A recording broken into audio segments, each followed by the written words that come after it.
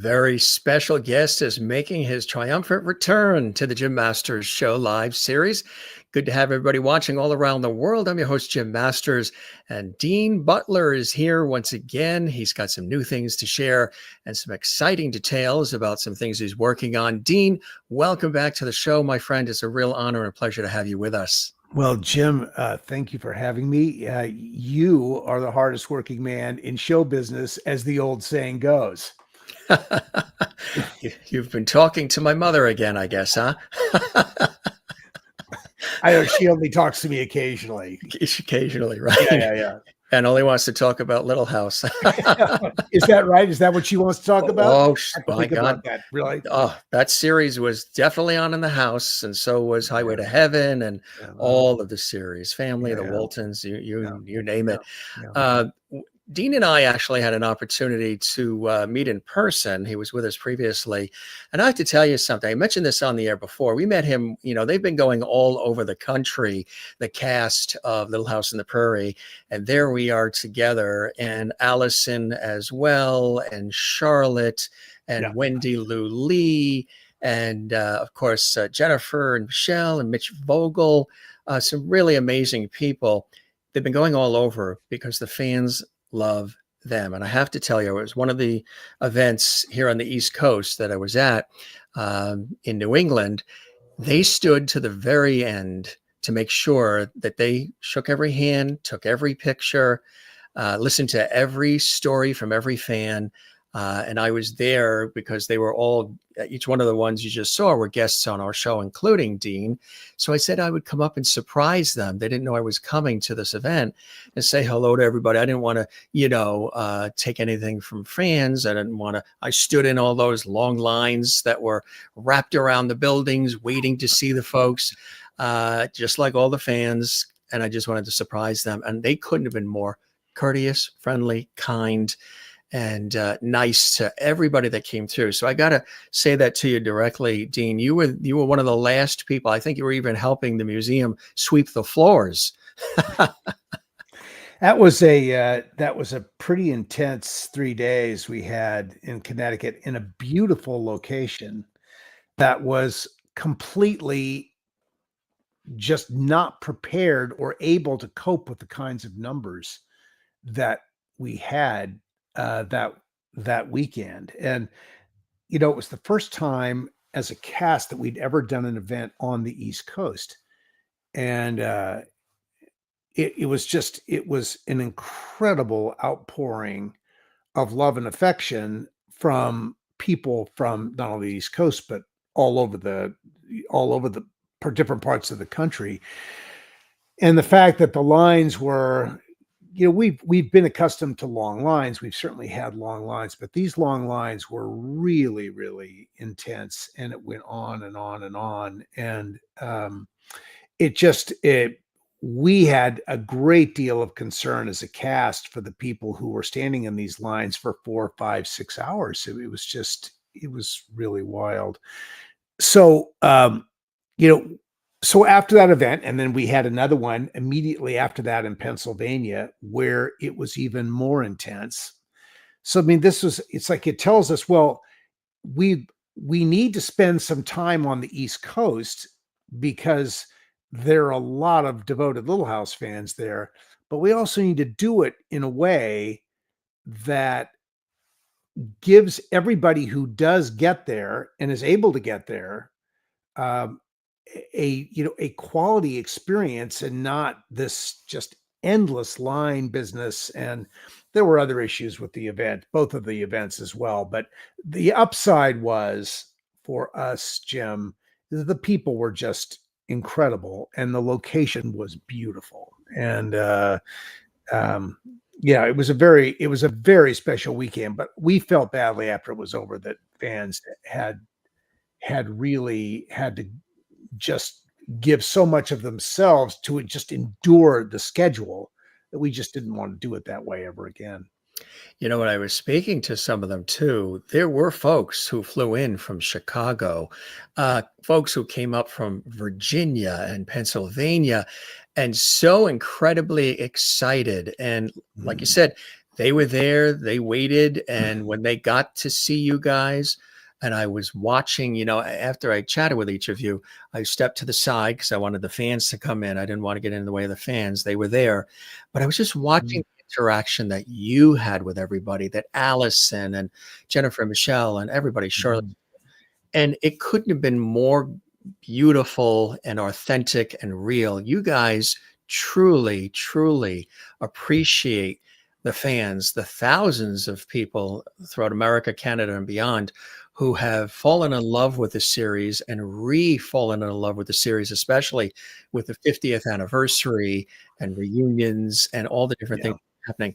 Could you ever have imagined, Dean, that all these years later, some 50 plus years later, this outpouring of love and attention and support would still remain in the same way that it does, if not even more? Oh, Yeah, I think it's really been, I mean, Jim, there's really no way to put it into words. I mean, the simplest way I can put it, and the way I generally do put it, is that it's this gift of a lifetime that I would never have imagined all those years ago when we were doing the program. Michael said to us, and I said this many times. Michael said to me one day, and I think it was probably during my second season on the show, and he was very pointed about it. He said, "People will be watching and loving this show long after we're all gone." Well, that would have been 1980, 1981 when he said this. Michael was gone 11 years later, if it was 1980, and I'm thinking it was.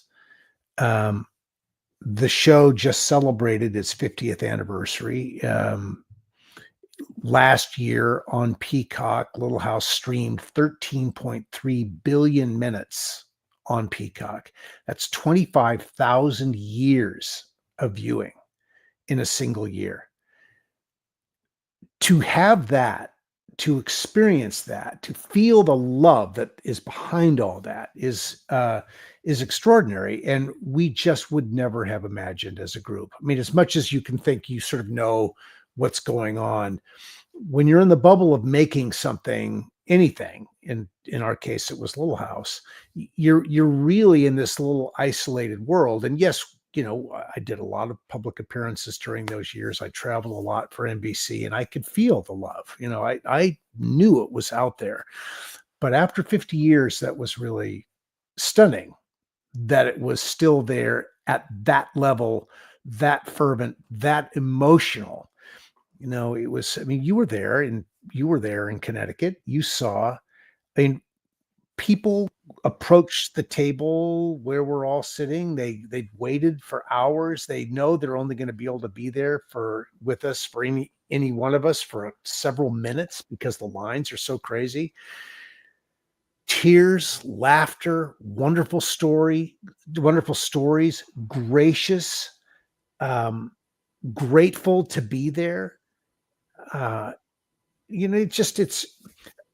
I say to people, Jim, that at this point, we are all sort of one big family. It is one big Little House family. And those of us who are close in on it and a part of it have this gift of being able to receive all this love from this massive extended family that's all over the world.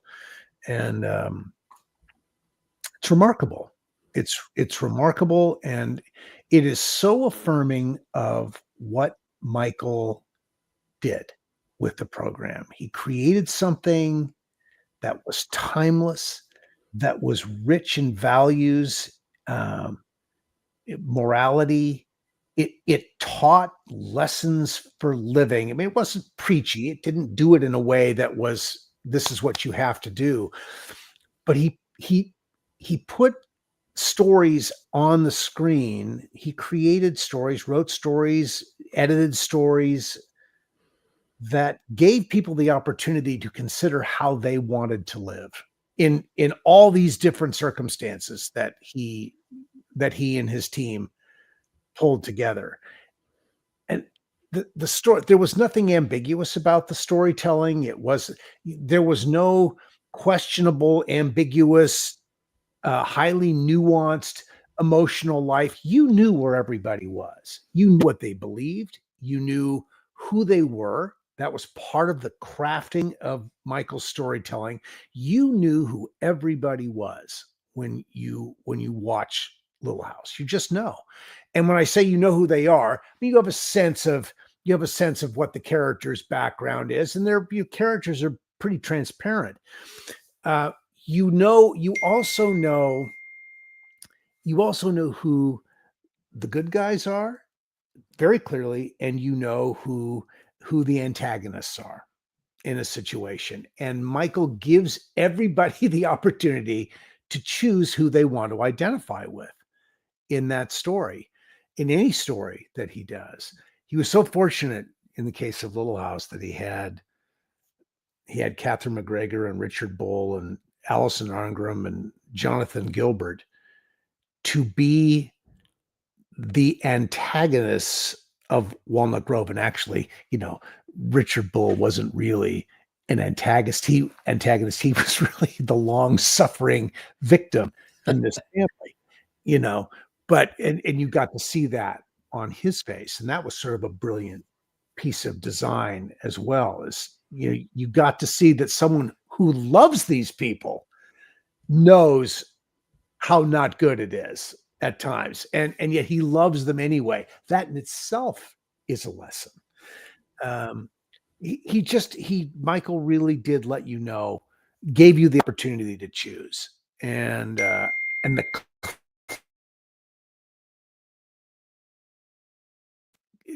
continue to respond to in this timeless, beautiful way, because the lessons are eternal.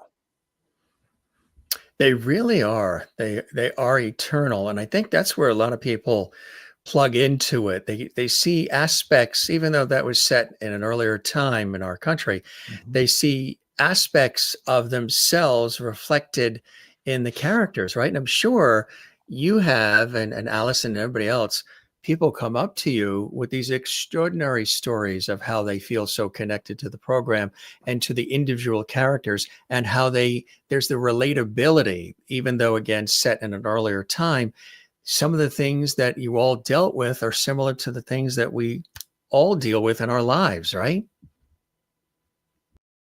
I don't think the human condition has changed all that much. I mean, the appliances change, the clothing changes, the modes of transportation change, all of that changes, but to the essential nature of being human and the challenges we face and the options we have. I mean, yes, the options change, but when I say options, goodness, not goodness, those options are forever.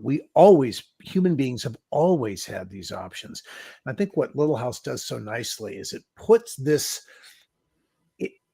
Little House offers this little world in Walnut Grove that's this charming, bucolic, populated by generally sweet, good people.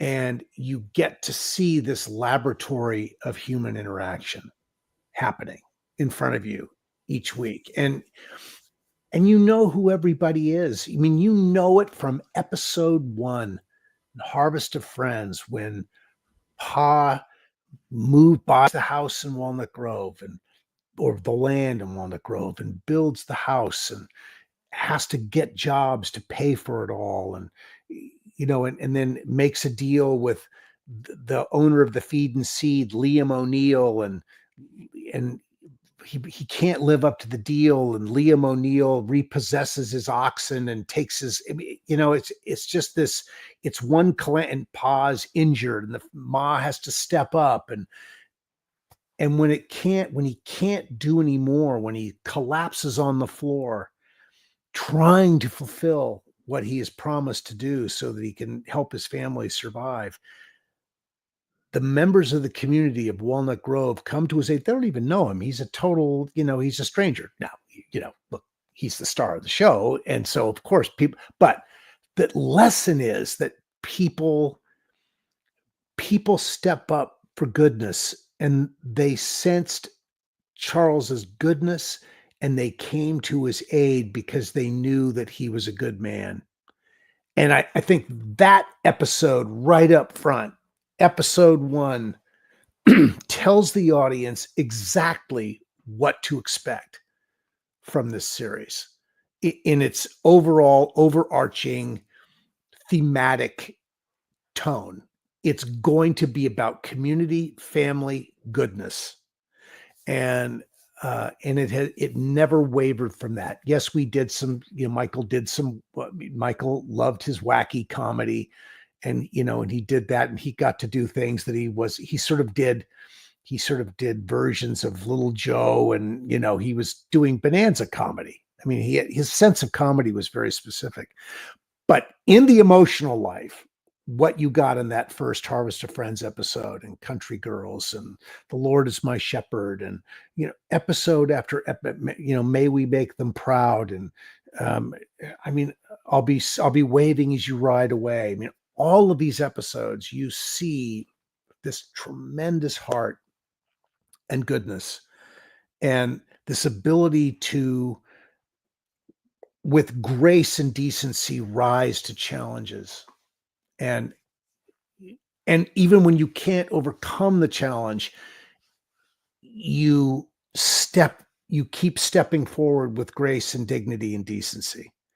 And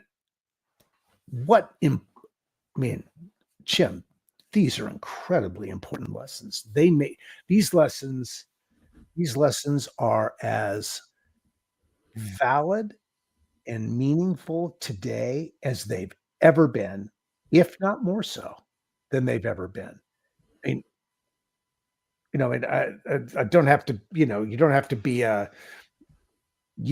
be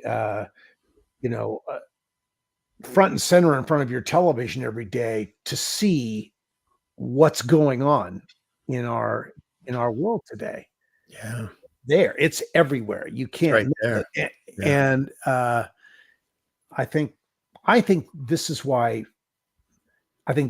people have loved Little House and craved it through the years, because it is a safe place. You can step away from what can be a pretty unsavory space at times, pretty unsavory public discourse at times, and find it's not that everybody's good, but they in the Little House world, we know they're not, but you deal with people that you disagree with in a particular way.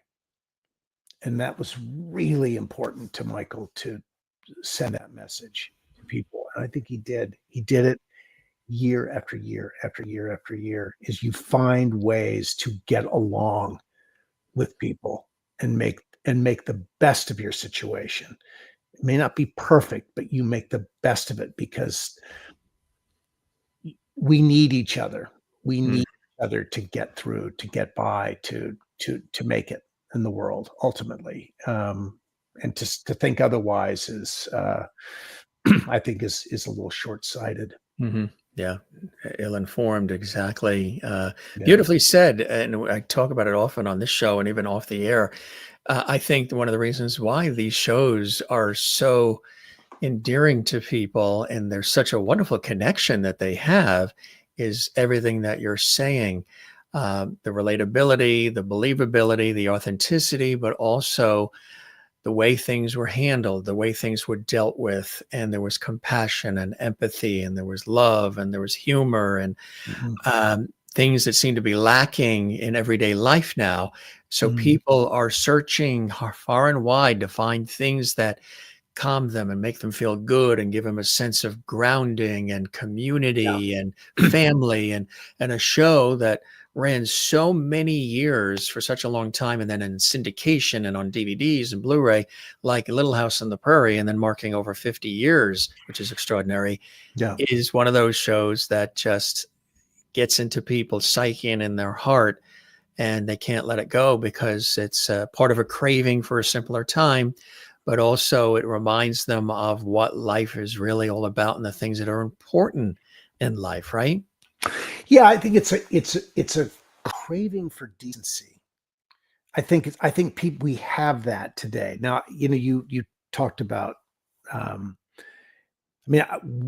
really think one of the one of the elements of Little House that has been so essential to its success through the years is the music that David Rose wrote for the show. David Rose's underscores, his character themes, his emotional underscore in tragedy. When your heart, I mean, David Rose, those cues are what breaks your heart.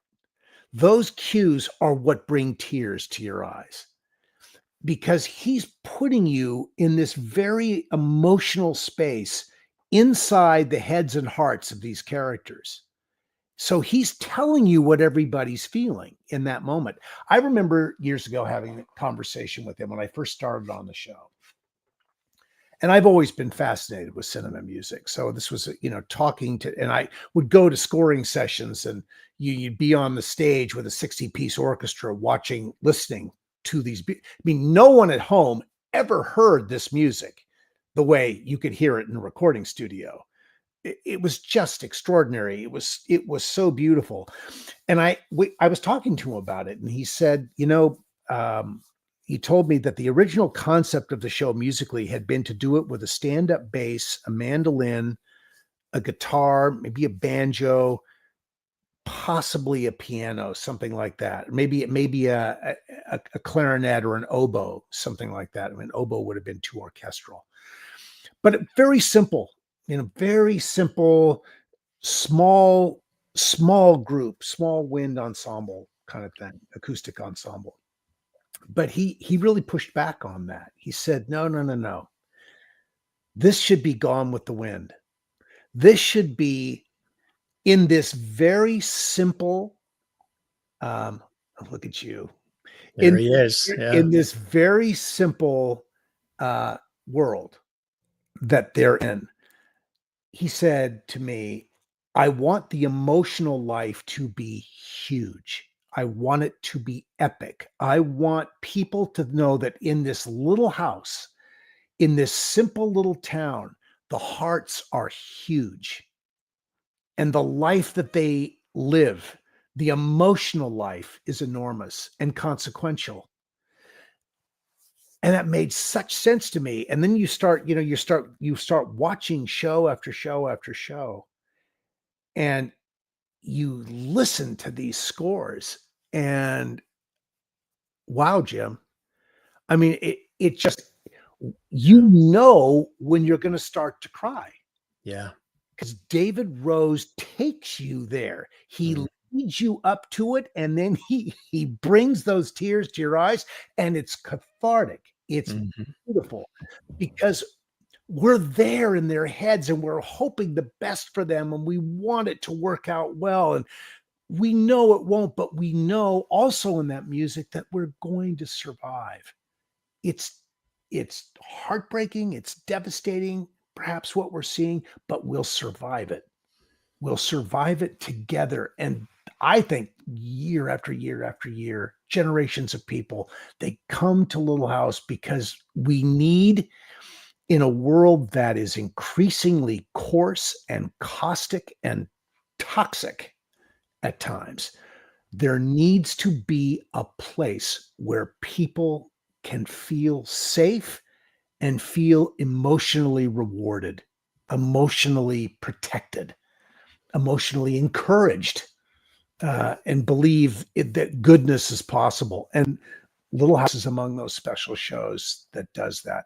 And there certainly are other shows. We're not alone. But I'm biased. I'm biased, Jim. I'm going to say, and I've read this many times, and I stand by it proudly. I mean, Little House is the finest family drama in the history of television.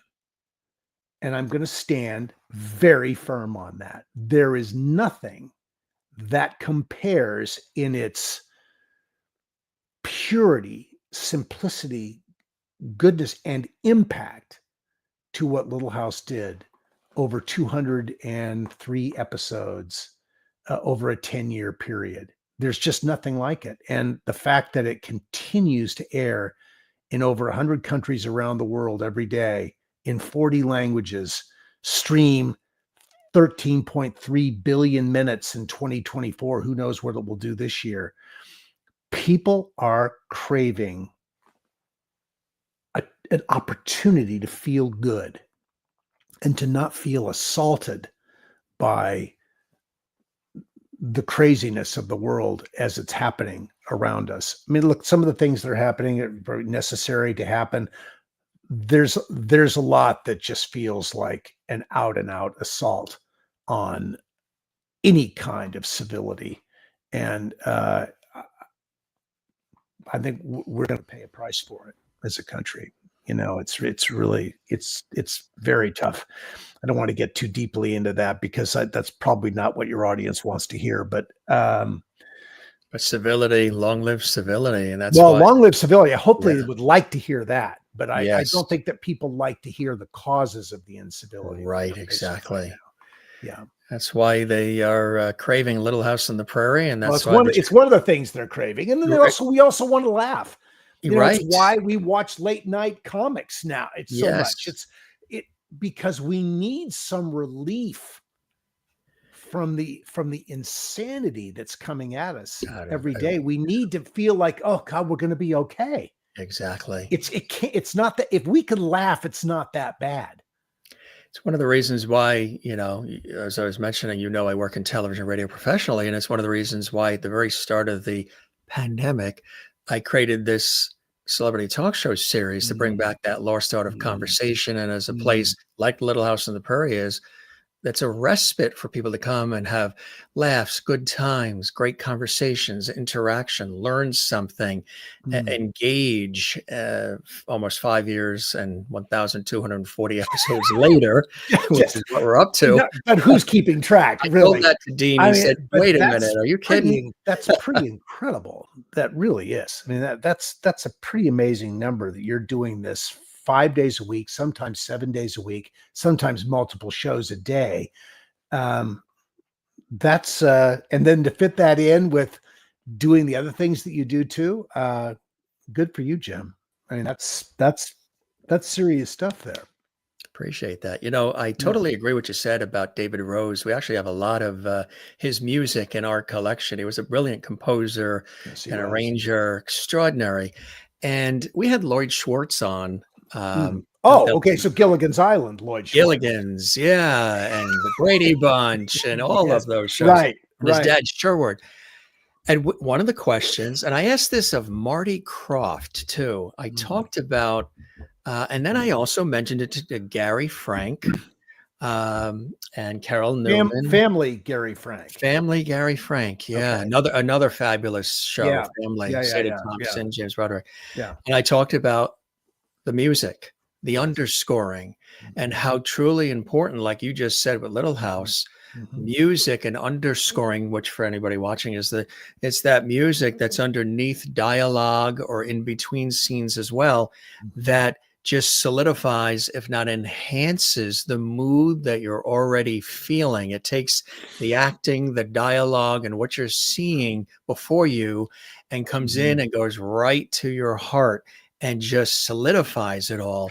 And like you said, Little House on the Prairie was one of those shows where music was used in such an appropriate, perfect, and extraordinary way that just lifts you up and pulls you in. Yeah. Music is very important and powerful. And a lot of shows today, you don't even hear an opening theme. You don't see credits with the theme at the end. You don't have that transitional music or underscoring like you did. And that was so important. I wish they would bring that back.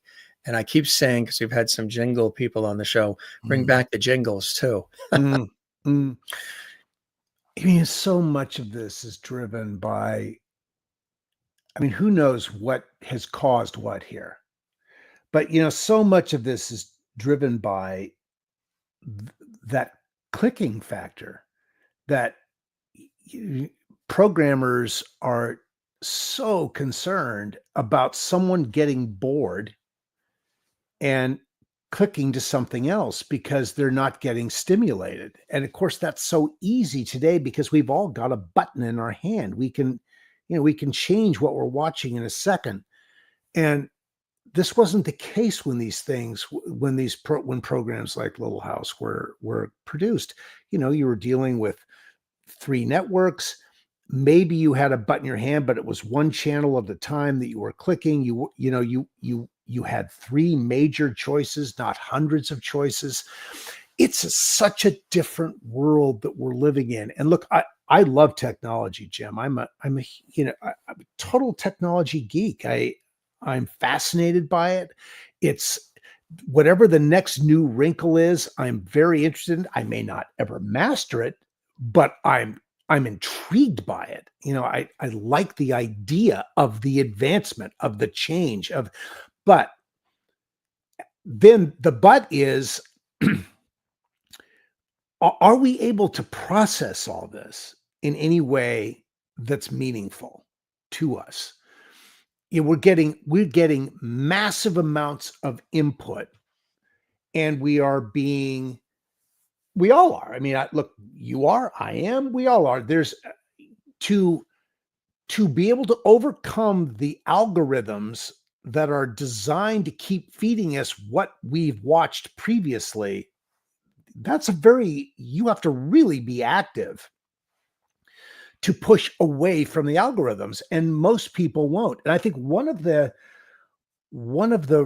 real challenges for us culturally in a media landscape that is so uncurated, in other words, that is designed for us in a way to give us multiple points of view and balance in what we're watching. Now, some people would argue, no, there was no balance in that, in what we're being curated, but I think there was, and I think there was fundamental fairness in the way things that were presented, although not everyone agrees with that.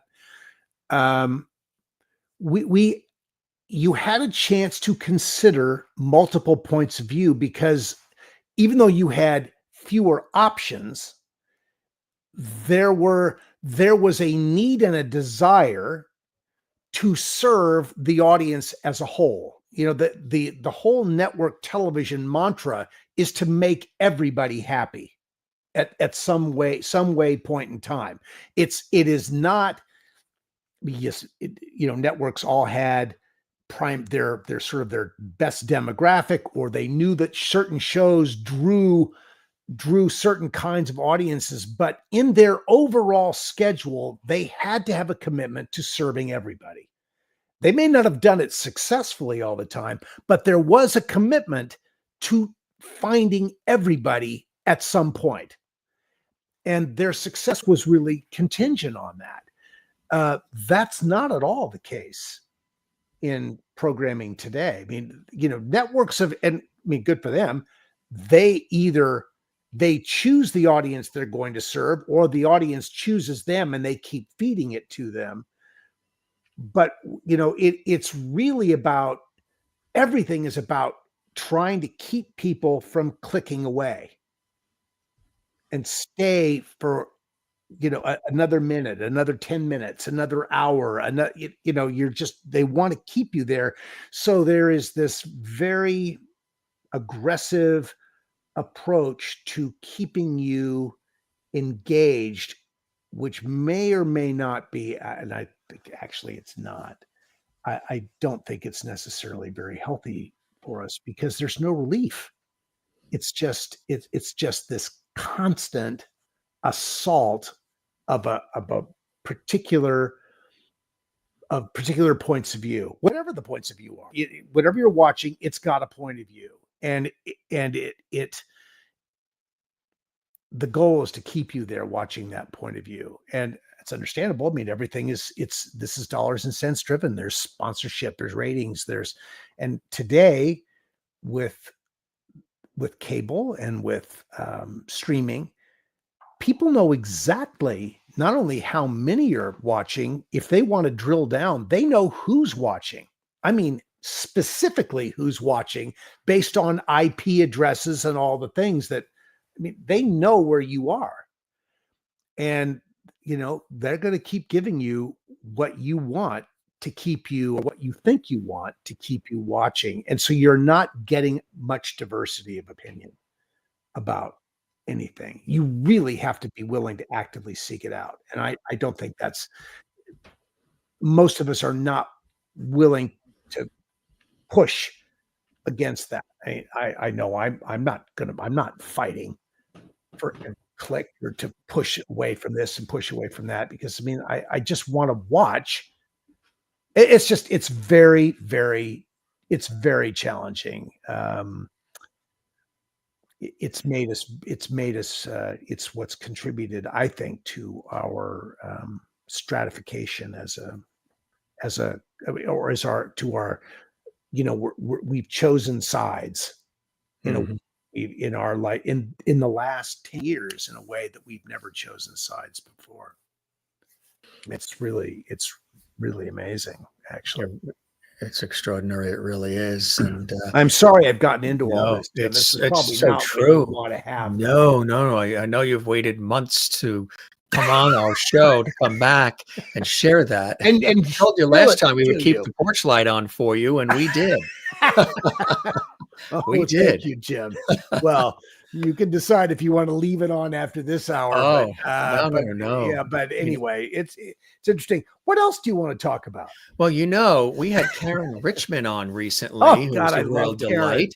And you had an experience as Moondoggie and the new Gidget. Tell us about that. That was like 2 years after Little House. Karen is fabulous, huh? Oh, I love Karen. I mean, Karen is a very cute, very sexy woman. Here, Karen, we've all gotten older. I mean, this is what are we talking about? It's 40 years ago that we did this. And Karen is still cute and sexy and fun and all that. At that time, I mean, really, wow, she was amazing and funny, and just sort of the wonderful thing about Karen is that you always feel like she's like, it's just coming at her a little too fast. And she's having a hard time keeping up. And so it makes her, and her response, her natural inclination is to be self-deprecating in her response to feeling like she's a step behind. It's to be sweet and self-deprecating and apologetic for not being up to speed or whatever. And it just makes her so endearing. And I loved working with her. We started that. Gidget started as a movie of the week called Gidget Summer Reunion. And it was a really traditional rom-com. It was this couple and they're getting, there we are. Yeah. I mean, look at her. I mean, she's just as cute as she can be. She's just incredible. She looks the same too. And we realized when she was here, incredible skin. I have to. Absolutely. Beautiful skin. And we both hail from the same region. Oh, that's where you are. Yeah, you do. Long Island, New York. Yeah. No. Oh, she's incredible. But we were this very traditional rom-com, and it was sort of, adult romantic. It was adult romantic comedy. And the show was purchased for syndication by stations around the country. When it was taken for syndication around the country, it was programmed as an early prime or a prime access show with reruns on Saturday mornings. Now, when I first heard these time periods, I was so in the space that we were in that I really wasn't thinking about what that meant in terms of what the content needed to be. So Karen and I went into this thinking we were doing this half-hour rom-com thing. That was going to be sort of romantic and sexy and fun and, all that. And very quickly, the show turned from what we had originally thought we were going to be doing into sort of a live action cartoon. And it had to be that way because of the audience that we were being put in front of. It you had to take care of those sponsors who were buying this, who were bartering this time, the stations who were bartering this time. So it became something completely different than what we had imagined. And I think we struggled with it initially because it just felt so completely out of left field. But, I give us a lot of credit. We, most actors are very willing people, for the most part. You want to do a good job, and you're going to put yourself into the circumstance that you're given, and you just do the best you can. And we did step in, and we spent a lot of time laughing about, like, shaking our heads about what we were being asked to do. Mm-hmm. There was a lot of uncertainty about it, but when the camera was on, we stepped in all the way on that, which I think you just have to do. You can't be, part way in. You've got to be all the way in. And, for better or worse, we stepped all the way into it. And we had a wonderful director that helped us.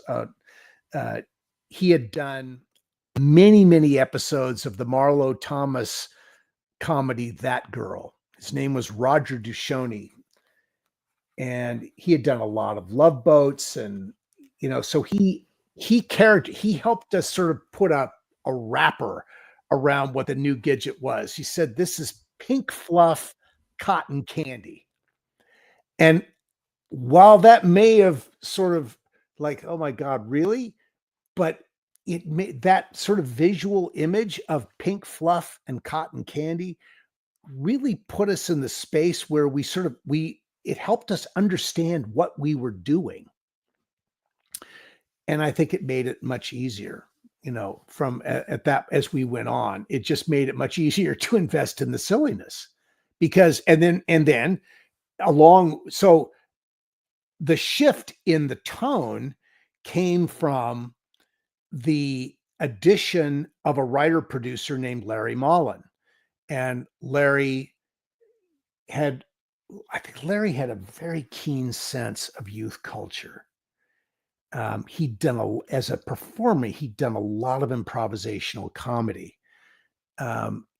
He got where this needed to go. And I think his vision was clearer than anybody else's vision that had been engaged to do this, everyone had been hired on the basis of this rom-com vibe. But when it was shifting, the writing, one of our writers, a guy named George Zateslow, who had written a lot for Robin Williams on Mork and Mindy, he got it. I mean, he totally got it. Other writers, it was a little bit more of a struggle. And so our staff had to change. And, they were sort of contractually stuck with us. I mean, it may have been, who knows if they would have said, oh my God, we need a quirkier couple here. But they stayed with us, and we stepped in, and we did, we did what we could do. And then of course we had the wonderful Sydney Penny. You never could take a bad picture of Sydney Penny. She's just absolutely one of the most photographically perfect people you'd ever meet. And then a wonderful comedian named Lily Hayden, who played, Danny's friend Gail. And then David Preston, who was Murph the Surf, who was doing his best Sean Penn impersonation from, Fast Times at Ridgemont High. And that's sort of and then you had wonderful Bill Shallert, who had been Patty Duke's father on the Patty Duke Show. I mean, Bill, who had done everything, and a wacky comedic presence. You wouldn't think that he was, to have watched him, and right, because he was so fatherly and right. Yeah. And he'd been president of the Screen Actors Guild. And mm-hmm. Bill was a Bill was a wonderful actor, and he had this very grounded quality, but you didn't have to scratch very far to get really silly with Bill. And so he totally got it. He just went there. And when he had to. But he could ground it all in an outward persona of a dad that you could count on. And but boy, he had a funny way about him, and he had a good sense of humor about what we were being asked to do. And Karen loved him, and he was great with all of us. And talk about a seasoned, solid pro. I mean, Bill Schallert was he was as good as it got. And in that world of half-hour comedy, he just could strike the right tone in whatever he was doing. He was so good, really good. He really was. And, your versatility is quite extensive as well. All the different roles you took on, including Hank Summers, Buffy the Vampire Slayer. Yes, they're right. So, I know. And look, I thought that was so cool to get the opportunity to do that, because this was a really smart, edgy show. Now, look, Hank Summers wasn't around that much. I mean, Dad was not going to be a big part of this show. But to get to watch, to be around such a smart, talented group of, look, they weren't kids playing teenagers. They were, in their 20s, well into their 20s, some of them playing teenagers. It just had such intelligence and a very clever humor. Joss Whedon had a great ear for youth culture, and youth speak. The whole atmosphere of that show was really good. And, he was a wonderful director too. I just remember, he got me to do things, or asked me to do things that weren't, that were sort of off camera things that created cutaway moments that when I saw them, I said, I knew, oh, this is why he asked me to do this thing, which in the moment that he was asking me felt completely sort of disconnected from what we were doing. But he had an idea about how he wanted something to play as he was shooting it, as a good writer director would. And so he was able, and it reinforced yet again, what a director's medium film is, because you're shooting all these little pieces, and the footage is going to an editor, and all that now in nonlinear editing systems, all that footage is loaded into a project, and it's all wonderfully metadata captured. And so you can find it and source it and use it. And he really understood that power of his ability to create a vibe, to create an energy, in this very, he made everybody smarter, edgier than perhaps they were thinking they were, because he was able to get them to behave in a particular way that, when all cut together, created a really rich tapestry of, just clever, smart, edgy humor and drama. And really special show. One of the cool things about coming off that I got out of Buffy was a trading card. I got the Buffy trading card, and I remember they came, and I was signing 2,500 of these cards, and they worked their way into, bubblegum packs, or however it was that they were selling these things and distributing them. But I was very flattered that I got a card for a guy who appeared in, I think, 5 or 6 episodes. It's all it was. But people remember it. I got a trading card out of it. You got a trading card out of it. Yeah, I got a trading card. And even some of your fellow cast members and friends at Little House on the Prairie remember it well, because Jennifer Steffen is watching and says hello to you and me. She said, loved Buffy and that you were on it for your part. Jennifer, of course, was on Little House on the Prairie, and her sister Michelle loved Buffy, and knowing our TV dad was on it was awesome.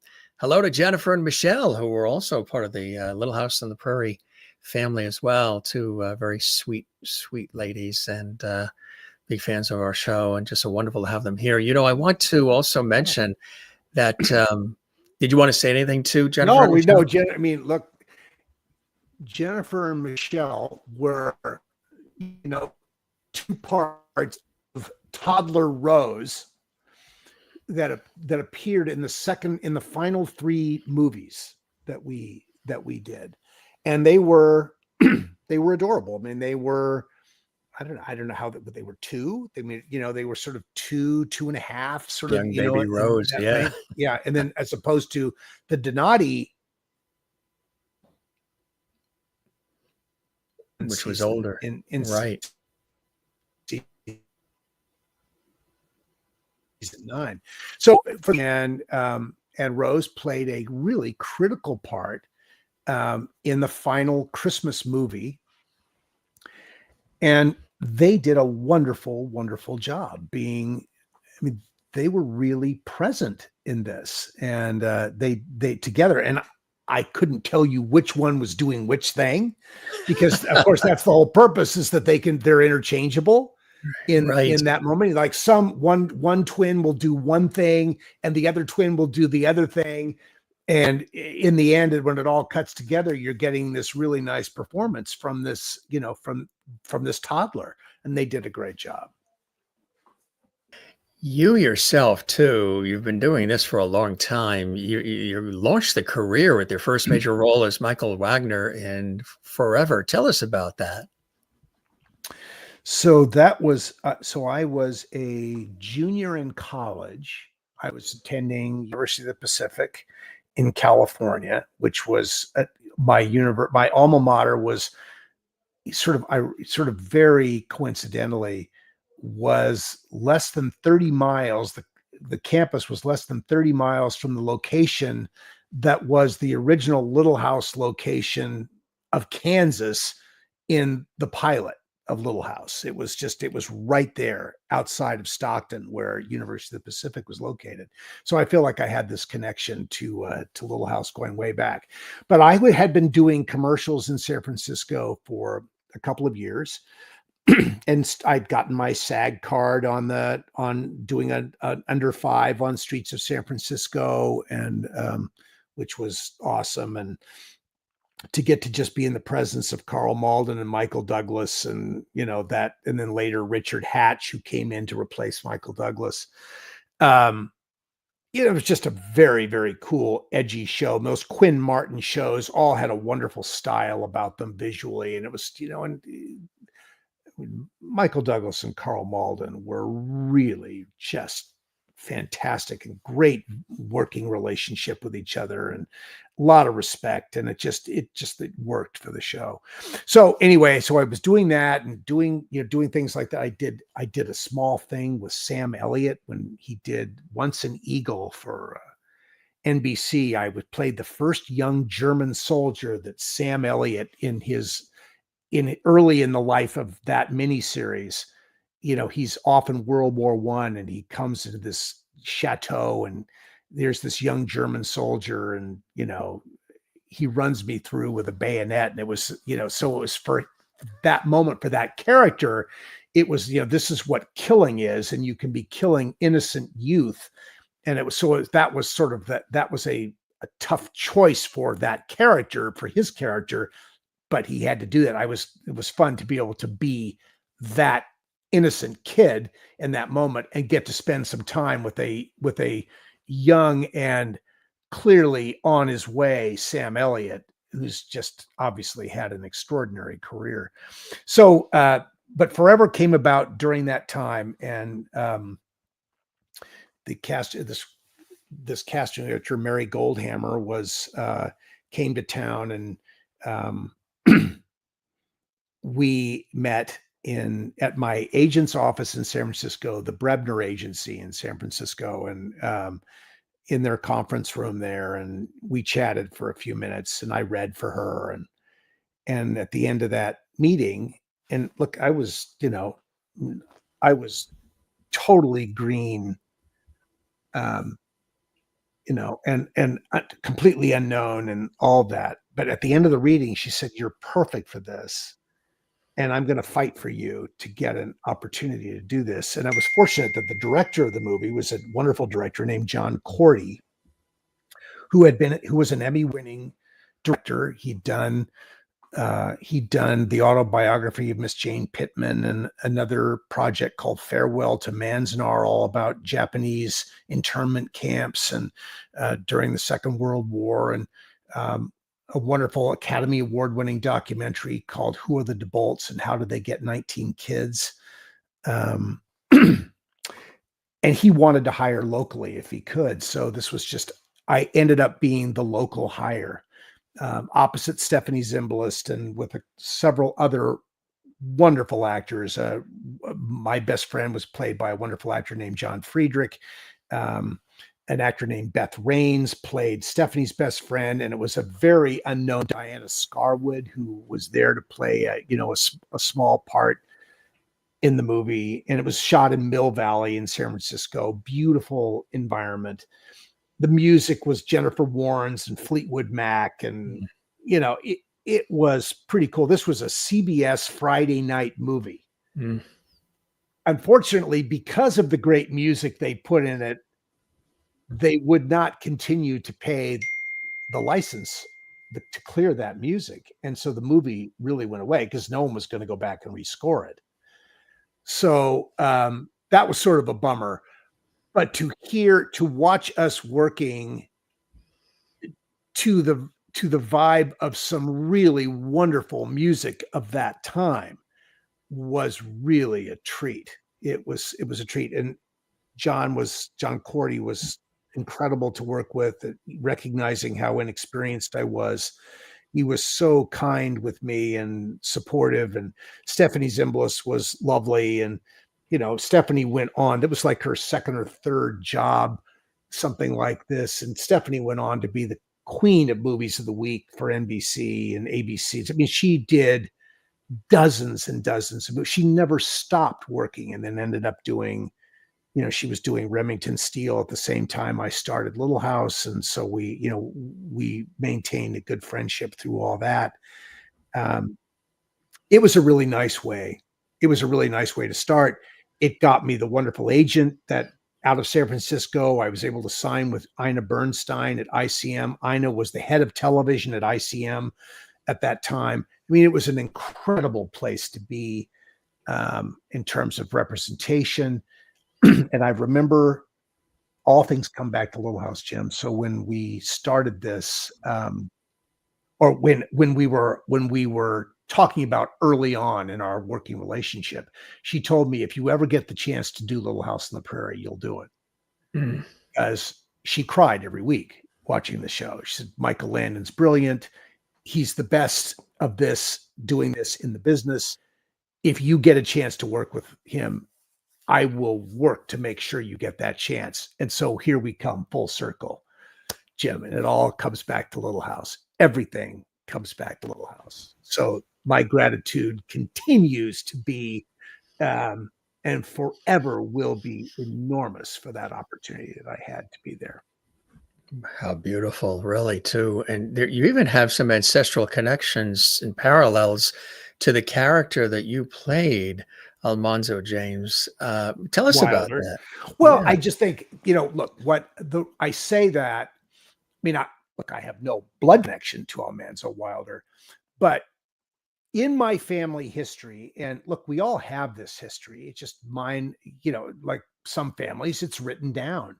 And as I was researching my Prairie Man book and thinking about how to tell certain stories, I went back to this family history called Genealogy and Recollections that my great-great-grandfather wrote. It was self-published in 1914 in San Francisco, and it took the family history back hundreds of years. And so I could read about my family that crossed the plains and that fought in wars, and that, settled Illinois territory, and came to San Francisco in the gold rush time. And well, I grew up on a family farm. Maybe we talked about this the last time, Jim, I was with you. I don't remember, but I grew up on a family ranch that had been acquired in 1885 by my great-great-grandfather. It's still there, still in the family. Growing up there, at night, the houses were lit with coal oil lamps. There was no running hot water. Hot water was heated on the stove in big kettles. We bathed twice a week in water that was heated on the stove and poured into the bathtub for us, so that the water got increasingly dirty as the evening went on.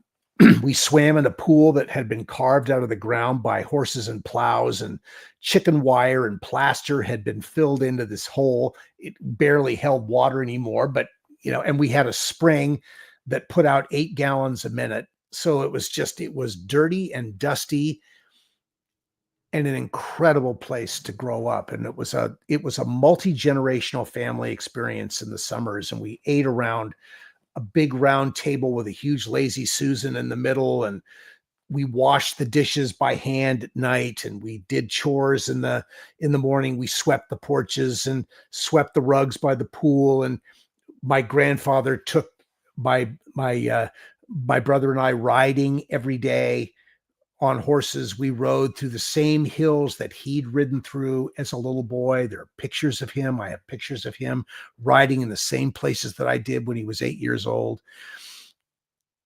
And it was a beautiful way to grow up. And I think I carried all of that life experience in the door with me when I went to meet with Susan Sukman, who was the casting director of Little House. And I firmly believe this, and I think, if you've been around this world, you sort of know, decisions get made very quickly about people. Casting decisions, maybe not the final decision, but that initial inclination as to whether this person could do this or probably won't be able to do this, or we wouldn't hire them to do this. That decision's made in about 8 seconds when someone walks in the door. And I think I brought all of that dust and the coal oil lamp smoke, and standing around the kitchen at night, washing dishes and drying dishes and telling stories and feeding the horses in the morning and the evening and saddling up and going for, I think I just brought all that in the room with me. You can't help it. You bring your life in. You don't even know you're bringing it in. It just comes with you. And I think she saw that. She couldn't know anything about what my life had been, but in another sense, she knew everything about the kind of life I could step into. And so, when I ultimately was cast on Little House and showed up, it was a world that I was completely comfortable in. The technology of it, the cameras, the lighting, all of that was, I hadn't spent a lot of time around that other than in Forever. So, I knew what it was. I knew where to stand. I understood how the set worked. But the world that I was in, the dust and the dirt and the coal oil lamps and pumping water with a hand pump, and that was all completely comfortable. And I think that was a big, part of why, that's why it worked for me, I think. And I think the audience detected that ease relatively quickly. And, the casting directors have to see this quality in a person right away. And they're trained, they are conscious that the audience has to make those decisions instantly too. Because we make these decisions as human beings. We just make these decisions. We make dozens of decisions about everybody we meet in seconds. And we may not be right, but we rarely change our mind. And it's the nature of human perception. And and you have to sort of go with that. What you know, she knew what would be perceived, or believed she understood what would be perceived, and I'm just so grateful for it. I am forever grateful for it. One of the magic moments that people still recall is that magical kiss between you and Laura Ingalls, Melissa Gilbert, that is still talked about today. They're saying, "What is that old man doing? That old guy doing kissing that kid?" Yeah, I think that was that was challenging for her. She at 15, and she was a young 15-year-old, so she didn't really. I mean, look, I think on that set, there are stories of experimentation going on in the set, and young kids doing as young kids do. I mean, spin the bottle type stuff going on. But she was going to have to do this in front of the camera that the whole world was going to see, and this was going to, she had to get this right. She had to be okay with this. And Melissa's a gutsy. She was a gutsy girl as a young girl. I mean, she was incredibly confident, although I think underneath, inside, I don't know that she was as confident as she projected, but she was able to project enormous confidence. And I think that made it, she was able to pretend as if she said to me years later, I was being the Laura I was supposed to be. So she knew what her job was. I think a lot of less confident young girls would have, girls that age might have folded under that pressure. There was no folding in Melissa Gilbert, and there's never been any folding in Melissa Gilbert. It's just not who she is. So, I mean, she is if you follow Melissa on her social media, she is very outspoken. She does not pull punches. She tells you exactly what she thinks about everything. And you guys stay in touch too. Yeah, no, I think we're a pretty close cast. We do not see each other every day. It's not possible. We all live different lives. But when we come together, I think, Jim, what we all appreciate is that we're all a part of something that's bigger than we are with this. And we have a place in this thing that is bigger than we are, and we all respect it. And we know, right there on top of that is, we know none of us would have been there without Michael Landon putting us there, because he made all the decisions. I mean, nobody was on that set that he didn't want there. And I think that you have to sort of, you have to pause and think about that. He's starring in the show. He's the executive producer of the show. He's writing the show, or certainly guiding the writing of the show from every script. And then he is directing the show too. So a lot of it, he didn't direct everything, but he directed a lot.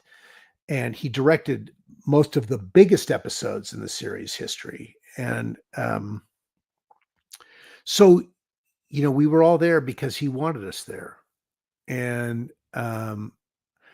sometimes it was, sometimes you wondered why, because, people being insecure as they would. I was, very insecure 23-year-old, in terms of just because I didn't have the career experience to be stepping into that situation. But he was very, overall, he was very gracious with me. And he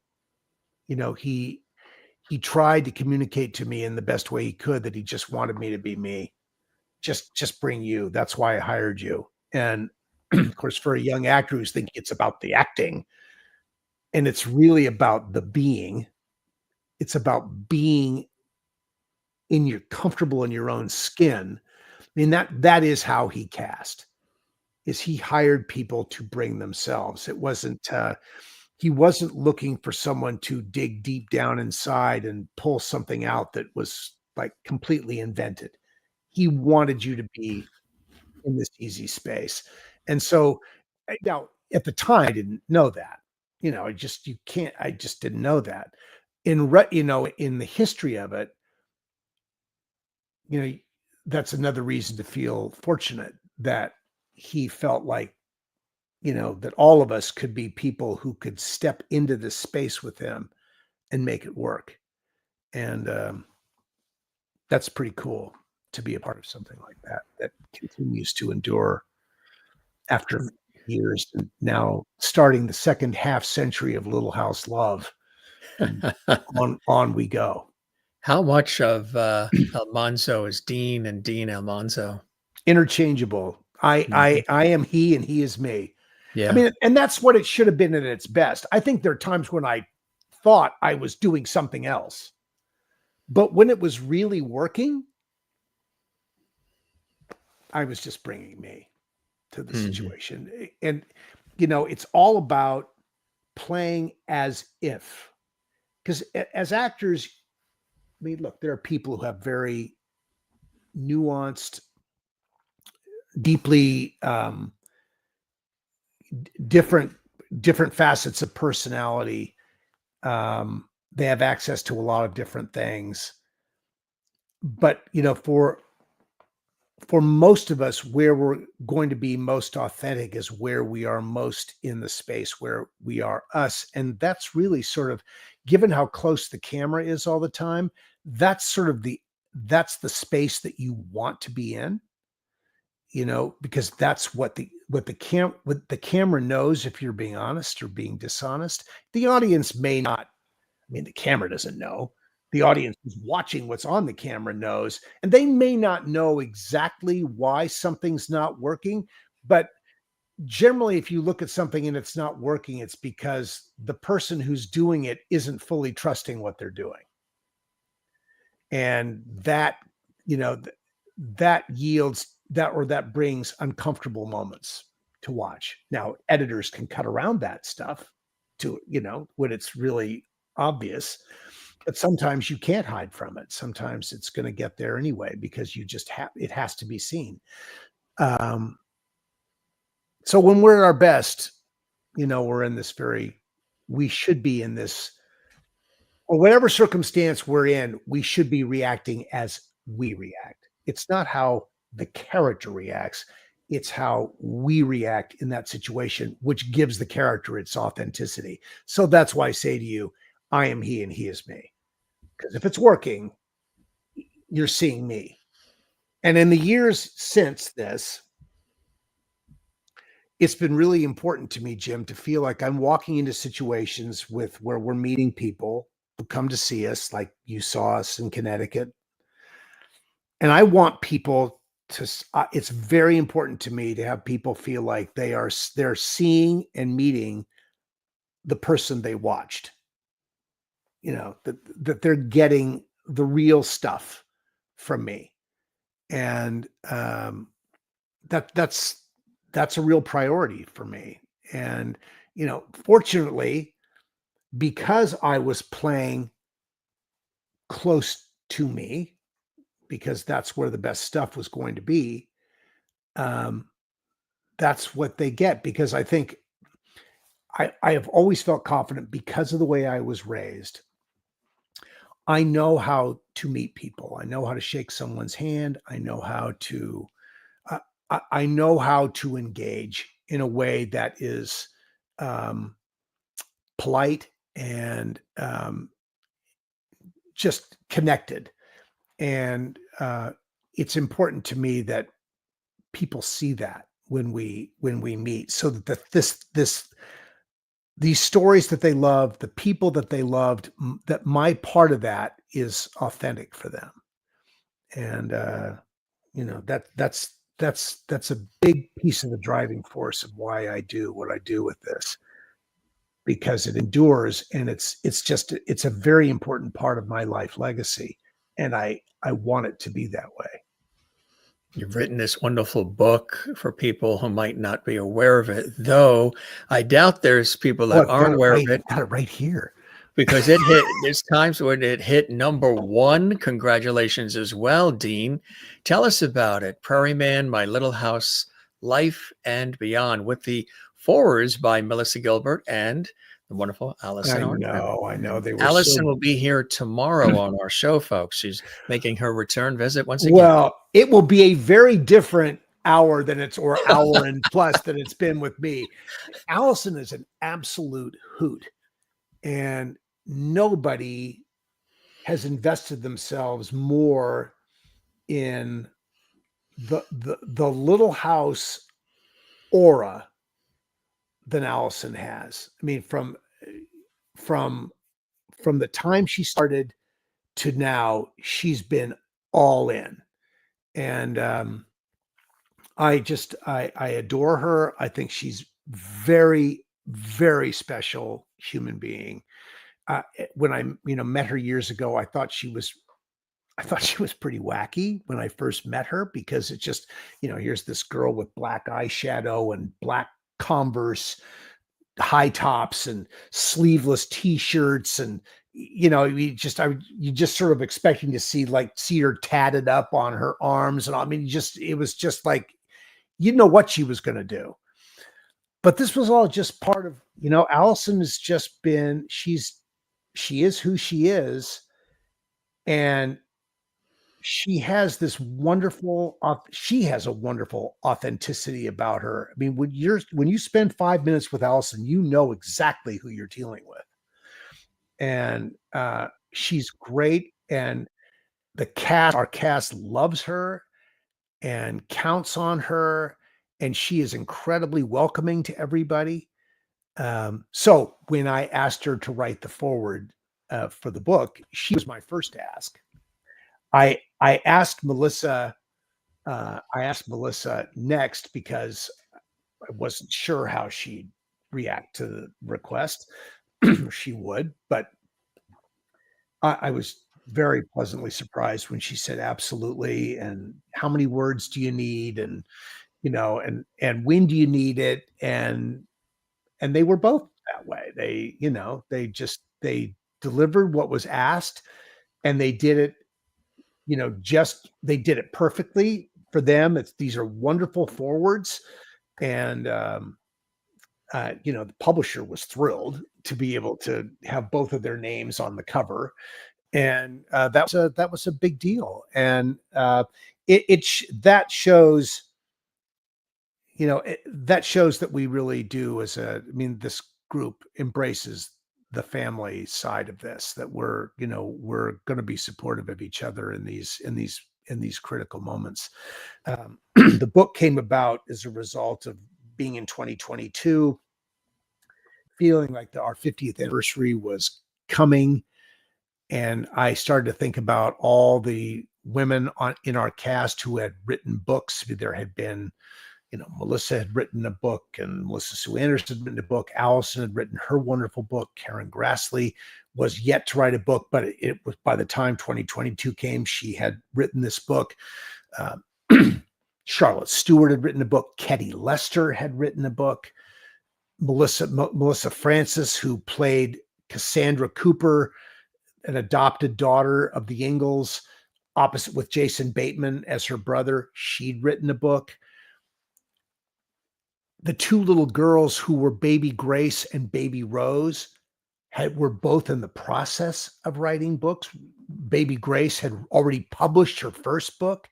And I just realized, if I'm ever going to do this, it's now. And with the 50th anniversary coming. And so we crafted up a proposal. And my friend Mary McDonough, who was Aaron Walton on the Waltons, carried it into her editor at Kensington. And he called me the next day and made an offer, and we were off and running. And it was a great adventure. And I think one of the there've been some critiques on the book that people have not everybody loves everything. So, but one of the critiques that I took seriously was, there needs to be more about Little House in this book. I mean, yes, it's called Prairie Man. Yes, it's framed around Little House. Little House is very present from the beginning to the end of the book. And it's woven. The Little House chapters in my life are woven throughout the other stories in the book, other career moments and so on, personal stuff. So the book comes out and it's done quite nicely. And during the summer of 2024, or the fall of 2024, I started to think about another idea. And I called the publisher and I said, I pitched him an idea for a book and a second book. And I said, nothing's written down yet. This is what I'm thinking. And he said, I like that. And let's see in another 4 months how Prairie Man is doing. But in December, send me a proposal for this idea, which I really like. And once we see what Prairie Man has done, I'll be able to give you tell you whether or not we can do that or not. So as promised, I sent him the proposal at the end of December. We started a conversation in January, made it agreed in principle in February, and we're like days away from signing the contract.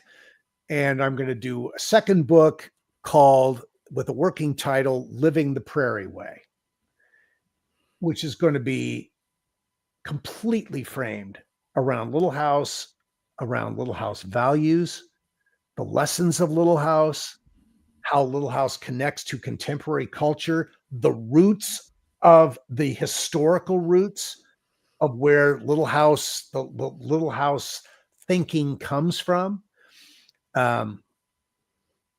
So in September of 2026, Jim, Living the Prairie Way, in time for the holidays of 2026. Wow, that is fantastic. So you're already writing? Oh, yeah. Yeah. I have been waking up at 5 a.m. as I did with the first book. Yeah, no, this is a harder book to write because the first book, Prairie Man was really totally about me. I mean, it was like I was peeling back the onion of my life. And it was, it took time, but it was a relatively easy story because I knew it so well. And I feel like I know what the series is about. I know what the values are.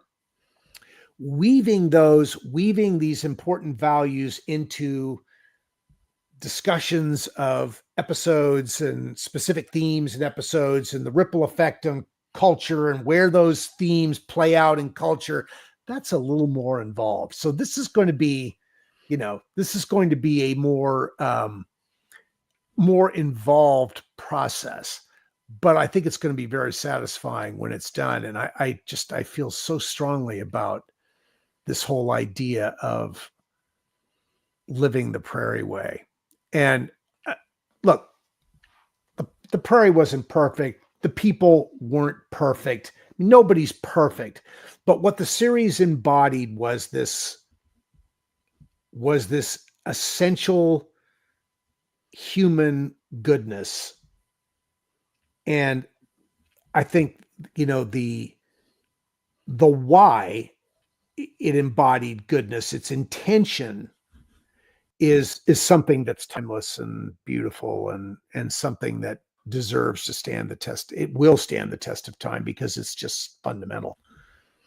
And I want to have a chance to connect some of those dots. It's a big project, but I'm excited about it. And, I hope people, when it happens, will give it a look. Our viewers have been commenting. We've been sprinkling a few of them on the screen.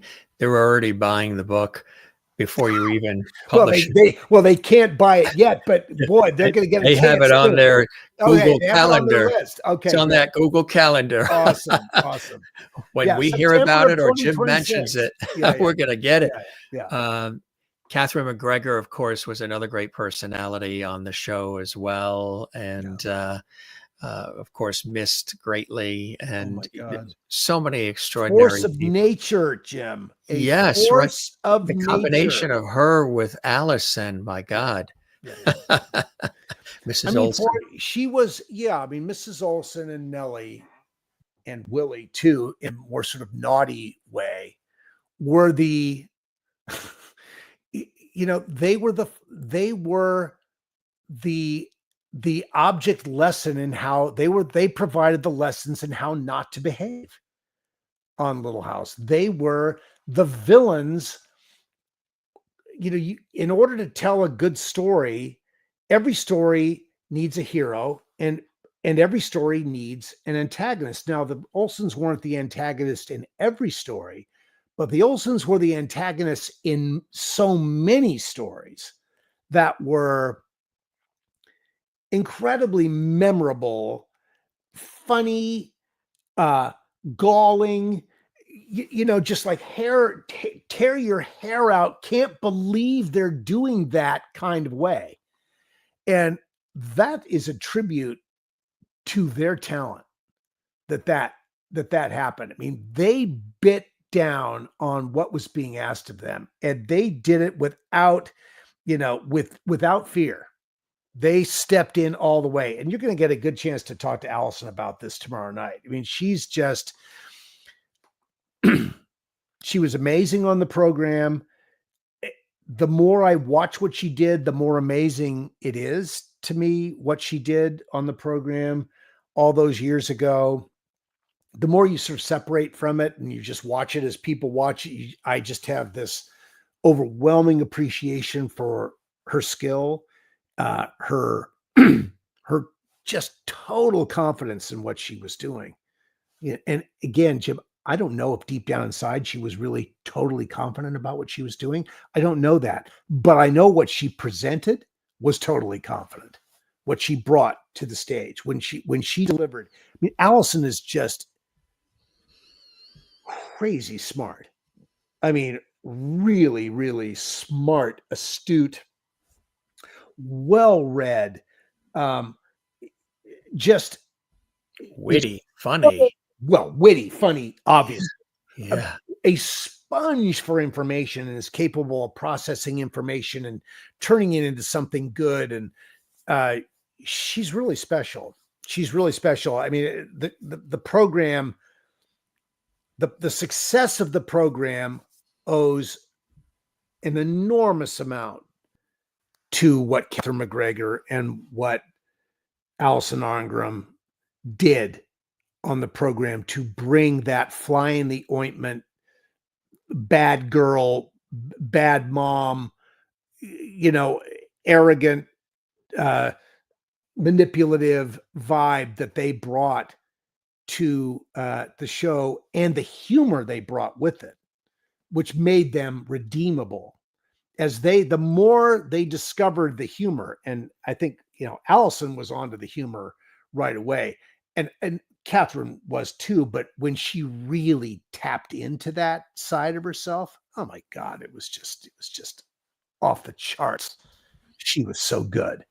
And she's a very well-trained actress, really well-trained. She had a craft, and she brought it. She brought it she fearlessly brought it into everything that she did on the program. And I absolutely adored her. There was this wonderful energy about her. I mean, she could be maddening, but you couldn't not love her. She was amazing. Speaking big Catherine McGregor fan. Oh, Catherine McGregor. Yeah. Just really. Yeah. She was fantastic. Really, really fantastic in that role, Mrs. Olson. Speaking of women that you've loved, of course, the love story of you and your lovely wife, Catherine. I met Catherine. I met Catherine for the first time when she was coming to audition for Michael to play the female lead in his spinoff or his show for Merlin Olsen called Father Murphy. And I met her there, and, we made eye contact and so on. I mean, she was there auditioning, or I think she had probably just finished her reading, and I met her just from a distance. And then I ran it. She got the job. People really were impressed with her work on the show. She was beautiful on the show, and the pictures of her are just amazing on the show. and we were doing company events together and, a lot of that kind of stuff. And so we didn't get close at that point at all. And she was married. Um, I had not, I was, just sort of running around having a great time during those years. I was involved in other relationships, but we knew each other. I knew of her. And when my first marriage ended and I was, after a year, and her first marriage had been over for a while, and it was another audition. This time it was a commercial audition. We were both in the same commercial audition, and I was sitting in front of her, and I hadn't seen her, and she said hello, and I turned around, and there she was, and looking beautiful and fit, and she just got great. She has this great smile, and she just looked amazing and so all that sort of came rushing back to me, and I said, "Can I call you?" At that point, I didn't care about the commercial. I just, I said, "Can I call you?" And this was, of course, before we all had cell phones in our pockets. So I had to go home. I had to race home. This was in North Hollywood, and I raced home to the Hollywood Hills, to Hollywood, where I was living in my house up there, and called her before she was left a message on her answering machine. Who does that anymore? And the message was waiting for her before she got home from the audition. And she called me, and we arranged a time to get together for coffee. And I came to Westwood to see her. Um, we sat in the kitchen that we've been sitting in together for 29 years now, and had coffee. And that was that, I mean, it was. She's an East Coast girl, right? Hartford, Connecticut. She was born there. She was really raised in Laguna Beach, California. Her parents had come to California, but yeah, she was born in Connecticut, in Hartford. Family and yeah. But so we got together at that time, and we sort of got together right away. We got married 5 years later, and we've been together ever since. And I would, after my first marriage, I was a little gun shy to step into it again, because it had just not been a good experience. And so, but when we finally, you wanted the stepping into it to be a different kind of stepping into it. Yeah. And then so when we finally said I do, I became the most, instantly, like, full on married man, that much more so than I ever imagined I would be. I was all the way in it, at that point, and any hesitation I'd had was gone. And so we just celebrated our 24th wedding anniversary. We've been together for 21 years. Yeah. So, I think we're going to take the full run together. I don't see it happening any other way. And she's amazing. And she has been a wonderful centering of for me in my life. Catherine is very grounded. She's very real. She has very clear priorities. And, those priorities are around home and family and stability. That is the most important thing to her. And, those are things that sort of definitely touch into my beginnings, my early life. So it all felt very comfortable. Yeah. All that felt comfortable. So I think we fit together. We certainly, we certainly have our moments where we're banging together sometimes, with debating. Debating. Yeah. Very, but at the core of it, I know I believe in her completely, and I know I trust her completely. And, she is my friend. I know she loves me. I know she cares for me. It's like there's something really special about, anybody who has that.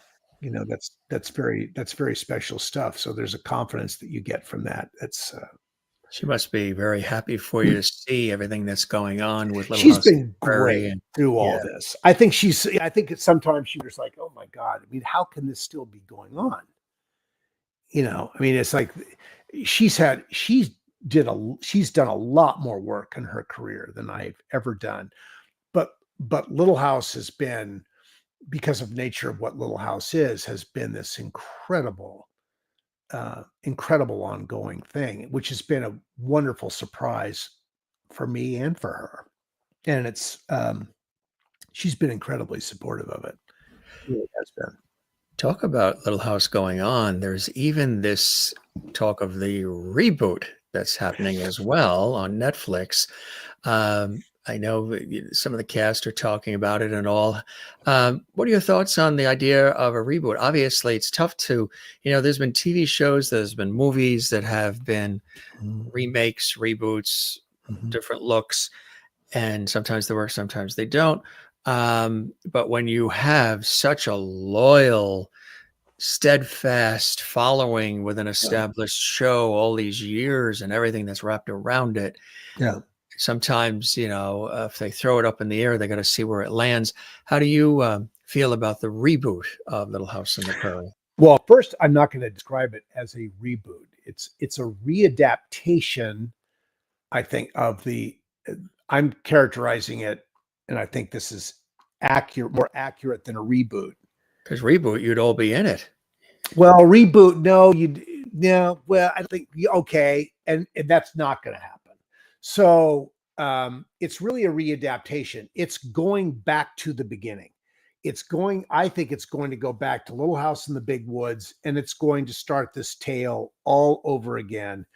And I think it's going to be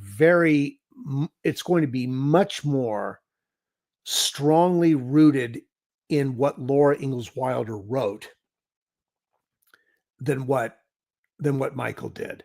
Michael used the world of Little House as a framework in which to tell stories. The family, the values were all there. I mean, I think Michael totally got the values that Laura Ingalls Wilder was writing about. I think there was a huge difference. Laura wrote about what the family did. Michael wrote about how everyone felt about it. And so, in Michael's version of Little House, you didn't spend a lot of time learning how to knit a blanket or carve a table, or he just did those things. It was just part of life. It's what they did. He wasn't teaching anybody how to do that.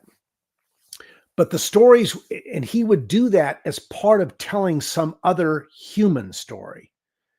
And what Laura did, Laura wrote about making candles and baking bread and weaving the wool and building a house. That's what Laura wrote about. So I think the challenge in this readaptation, because television is a close-up, emotion-based medium, somehow in this connection, or in this connection to what Laura wrote, there's going to have to be, I think, to make it work emotionally on television. I think there's this huge expectation that it will be emotional, because you can tell any story as long as there's an emotion. You want to have an emotional life in it. I think that the casting of this will obviously be enormously important. I know the breakdowns are out there. I've read the breakdowns for the lead characters. I mean, it's what you'd expect to read. Not going to say what it said, but it's what you would expect. And those people, the casting of those people, is going to be hugely important to how this plays. And the audience has to fall in love with these people. Have they reached out to any of the original cast for their thoughts or ideas? Or no, and that's not surprising. They're not going to ask us anything about this. This is a new venture. It's a new team. It's a different time. Television is different. The audience is different. Everything is different. And so by definition, it's going to be different. It has to be different. So, but if they can find, if this new team with this new cast can find the heart, the tone, the emotional tone that works, I think based on the expectation that the original created, I think that they can do something wonderful.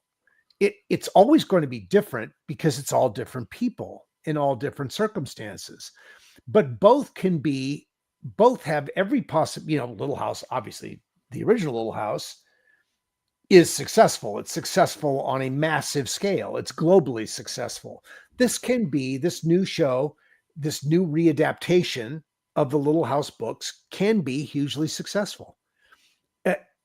That's all going to be in their hands and in the reaction of the audience. And look, you can't, it's an artistic venture. So there's going to be some kismet in this. There has to be some magic in it for it to work. There's no formulaic way to guarantee anything here. It's going to have to work in this magical way, in some magical way, in order to capture the audience's attention and their heart and their desire to keep watching. And if they can capture that, they're going to have something, because there's a lot of built up, there's a lot of goodwill baked into this property, a lot of goodwill. And I know, look, there's been a lot of noise in the public, in the online about, they're going to ruin it, and Netflix is going to make it woke, and they're going to do all kinds of, there have been all kinds of accusations and threats and,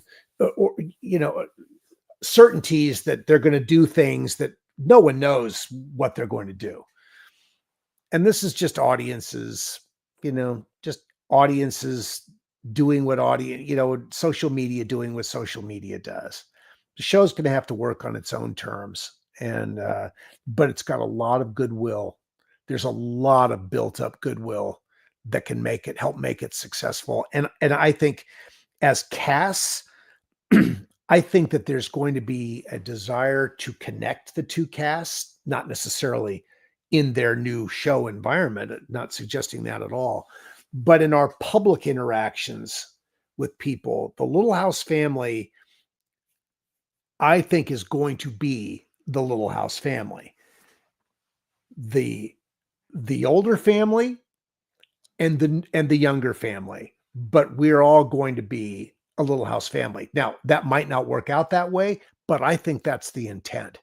And I think it will be wonderful if it did work that way, because we're all part of something that's very special. I mean, we don't even know who they are yet, but we will all be, the collective we, a part of something that's very special. And I think we need to celebrate that and stay connected to that. You once, I know, said that role of Almanzo for you truly is one of the greatest gifts of your life. Totally. Yeah. Totally. And I don't know how I could not ever not feel that way, because it's been remarkable. So I plan to stay with it. We have formed a little company to do events. After what we felt went wrong in Connecticut and in Pennsylvania last year, and some things really went wrong there. Yeah, swarm of people, right? Yeah. so we have formed our own little company called Prairie Legacy Productions, and we are producing our first event June 6, 7, and 8 in Columbia, California, in Tuolumne County, California, a location that was the backdrop for some of the most beautiful, heartfelt episodes of Little House. In Columbia, you can walk into Columbia through Columbia and you feel like you're in Little House. Within miles of Columbia, there are these beautiful locations that the show was shot. I mean, Jonathan's Mountain and The Lord is My Shepherd. And, all these locations are right there. The Stanislaus River that was let's make sure I think it is the Stanislaus River that was, for the camp out, the wonderful episode, The Camp Out. We're staging dinners in the restaurant where Pa, Mary, and Almanzo went to dinner in the in-laws and had the wonderful, the old codger, Cavendish. His name was Cavendish, played by Eddie Quillen, who was the waiter. And we're serving dinners in that same restaurant. It looks exactly the same inside. The sidewalk is exactly the same as it was. The Wells Fargo Bank is exactly as it was. And then we're staging an event on the beautiful Sierra number 3. There's a Sierra Railroad. Well, that steam engine was the steam. That train was the train in every Little House episode. And we are doing an event on that train on Saturday evening, a wine and cheese ride through Gold Country with the cast of Little House. And if people are interested in that and are just, diehard fans, they can check out littlehousegoldcountry.com. Our tickets are there. And I think it's going to be a beautiful event. I mean, the whole Gold Rush Country area, which is just east of Sacramento, basically in the Sierra foothills, is gorgeous. Beautiful area. Yeah. Yeah, I think it's going to be a gorgeous event. And the Cherry Blossom Festival, you guys are going with, the Waltons and like everybody. And you've been to these before, huh? We've done yes, we have been to the Cherry Blossom Festival on numerous occasions. And we're a world premiere of a Little House documentary is happening there. It's called Little House Homecoming. It's all about the 50th anniversary year of Little House, produced by a wonderful producer director named Jonathan Parker, who made the movie as a love letter to his daughter, Anna, who is absolutely Laura Ingalls Wilder obsessed.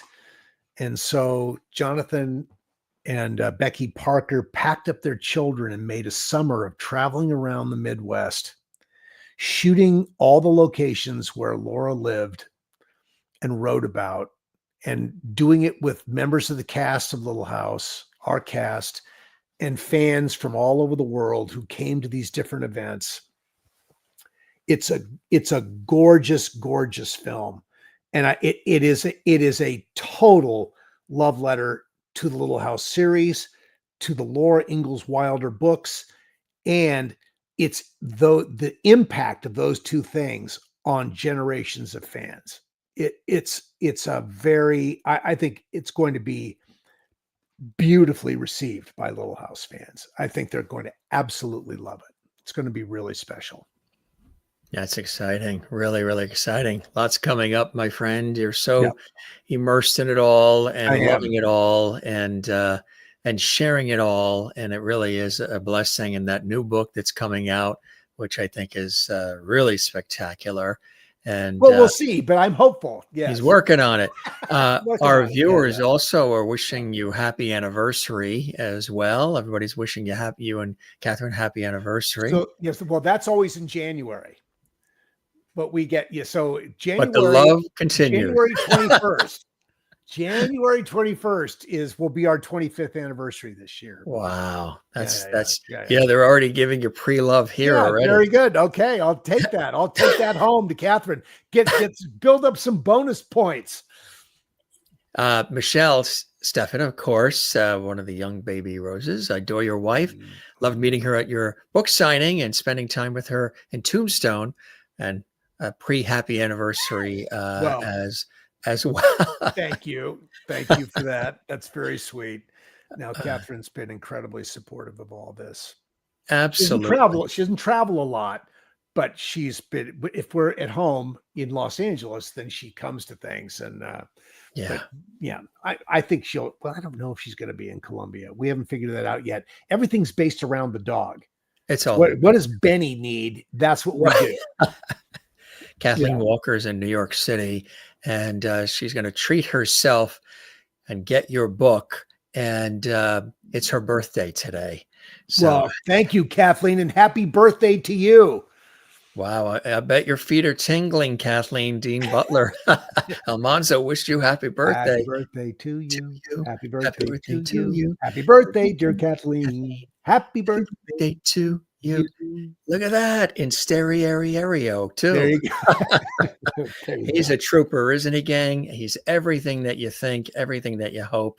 Our guest is the incomparable Dean Butler joining us here. His return visit, we said we would keep that porch light on for him. And here he is sharing much more about not only Little House on the Prairie, about his passions, his life, his look at humanity and the world. And he's the real thing and the real deal and a class act. Dean, that porch light will always be on for you. Thank you very much for your generosity of time, for an extraordinary conversation, being so relatable once again and open. Congratulations on everything, and come back and see us again. And I hope you enjoyed the time with me as much as I have with you, my friend. This is very pleasant, Jim. Yeah, no, you do a really nice job. Not easy to do what you do. You're loading all the pictures and you've got them all ready, and you're dropping them in at the right moments. Good for you, man. I mean, there's a TD in you there somewhere. Is that you have TD experience somewhere? Yeah. He's talking technical director, folks. Yeah. I mean, you definitely you do a really nice job. So, and your open title, I love your opening title with the drawing, with the wonderful drawing thing. I think that's very cool. I mean, really nice. Appreciate that very much. Yeah. That was designed by an illustrator, actually a renowned illustrator, who has work right now on Broadway in the Betty Boop Broadway show. He designed great. Yeah, he's great. He does. He's been doing Betty Boop designs for decades. And he designed the logo and the whole retro look of the Jim Master Show logo. And that's actually him in the beginning doing that sketch. That was as a gift for me for one of the anniversary episodes of our show. I have the actual sketch. So we sort of married that sketch that he's doing with the actual illustration of the logo. And I said to him, I would love for that logo to pop out on the screen with the music that we select for the theme song. And he said, well, I'm an illustrator, Jim. I really don't do. He was working on a cover of Greatest Hits of Aerosmith at the time and Betty Boop and all these things. Oh, great. It came through a friend. And then he said, but my daughter is an animator, and she's working on things right now for The Tonight Show with Jimmy Fallon. Let me see if I can get my daughter to take the logo I created and have it come to life. And it was a father-daughter team, and the rest is history. They did a great job. It's really cool. Well, like we were talking about, I love theme music and opens and credits, and creates the feeling of what's going to happen on the show. Yeah, and you're so in tune with that, which I think is awesome. DeanButler.com is his website. We've been showing that throughout the show, gang. So check that out for everything Dean Butler. He's also on Instagram and official Dean Butler and all kinds of cool things. Jennifer says, ditto what Twins said. You are amazing together. Oh, that's so. This is a Catherine and Dean love fest. Yes. Here. It Well, is. thank you, Jennifer and Michelle. That's very sweet of you. Absolutely. Dean, come back and see us again. You were really a treat as always. And again, safe travels with everything you've got coming up all over the place. And really a blast once again with you, my friend. Thank you so much. We'll see you You soon. be well. All right. Take care, Dean. We'll see you on the prairie.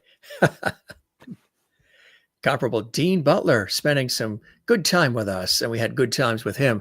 We really appreciate him. Isn't he a great guy? He's everything that you would hope. For those of you who know him from Little House on the Prairie and other things that he did, I love the story about Karen Richmond and the new Gidget. Karen was a recent guest on our show. If you didn't see it, go see it again. She's going to be coming back too on our show. She starred on Karen Richmond was not only the new Gidget, but she was also on the soap opera spinoff of Another World, which was Texas. We talked about that. And she was also in the later versions of the Brady's, the Brady Bunch Christmas and the Brady's.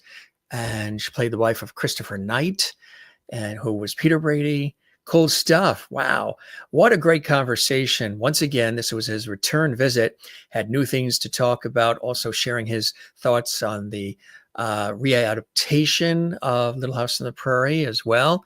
Dean Butler, our very special guest. You know him for many years on Little House on the Prairie and so much more. He's come into our lives on television and film and everywhere else, talked lovingly, of course, about Michael Landon and his contributions to the theme and feel of Little House on the Prairie, which really was so true. And it really had that Landon touch. I want to show you the book again, too, everybody. There is the book. It's, of course, Dean Butler, Prairie Man, My Little House Life and Beyond, with forewords by Melissa Gilbert and Alison Arngrim. And speaking of Alison Arngrim, got some special news for you folks. Alison is with us tomorrow. I believe this will be her third time with us, her trifecta visit here on the Jim Masters Show. So check that out. That will be tomorrow. That'll be 7 p.m. Eastern, 6 p.m. Central, 4 p.m. Pacific. The one and only Nellie Olson, Alison Arngrim, going to be here. Lots to talk about. Always a hoot. Lots of laughs. She's a great friend of our show. Her return visit tomorrow. That's for those watching live. We're doing the show live right now. If you watch this past live, then of course, this will have already aired and you can see it in the archives.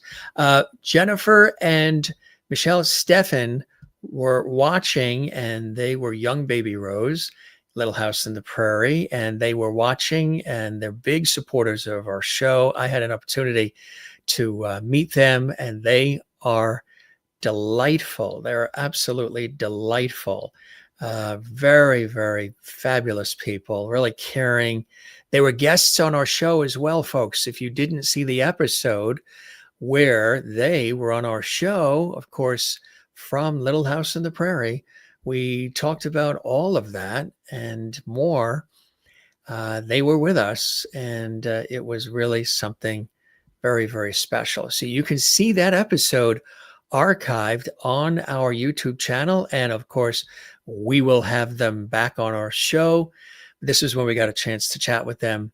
And they couldn't have been more gracious and sweet and nice and funny. As I mentioned, Mitch Vogel as well, too. Got a chance to chat with Mitch from the show, and Wendy Lou Lee, baby Grace, Little House on the Prairie. She was a delight. You know her, of course, from Little House on the Prairie. The incomparable Charlotte Stewart, who is a gem. We had such a great conversation. Matter of fact, Wendy was also on our show, so you can see the episode on our YouTube channel, Jim Masters TV. Check it out. She was on the show. Charlotte Stewart has been on the show a couple of times. When I was there in the room, Charlotte saw me across the room with hundreds and hundreds of people that were waiting to see her. And she was excited to see me. I was excited to see her. And we just, we hugged each other and were just laughing. And it was wonderful. Charlotte Stewart is an incomparable actress, many TV shows, films, stage. But of course, she was Miss Beadle in Little House on the Prairie. And of course, Alison Arngrim, the wonderful Alison Arngrim. She'll be here tomorrow. She's a hoot. She's a holler. She's a delight. Everything Dean said, I second. And we love Alison. And she has been a wonderful supporter of the Jim Masters Show, entertainment, lifestyle, celebrity talk show series. And of course, the wonderful Dean Butler. There we are. Got a chance to meet, chat, and have a good time. And he was really warm, affable, funny, good guy, right? They all are. So a terrific conversation as we've been celebrating the fabulous Little House on the Prairie and lots more about Dean and his life beyond Little House on the Prairie. We have good conversations here at the show, not just interviews, but good conversations and great interactions with our fabulous viewers who watch around the world. You can follow us on all the social media, Instagram, Facebook, and X at Jim Masters TV. We also want to say a special, once again, how cool it was that Dean and I sang happy birthday to one of our loyal viewers, the Queen of Queens, New York, Kathleen Walker. And Kathleen is also, as are many, a big supporter of our series. So we want to acknowledge, whenever anybody does a super chat, super emoji, or super sticker during the live shows, you can also do super thanks at any time. There's a little heart icon on the YouTube channel under all the episodes. It's a little heart icon. You click that, and that helps support our series as well. It's called Super Thanks, and we appreciate those who have done that.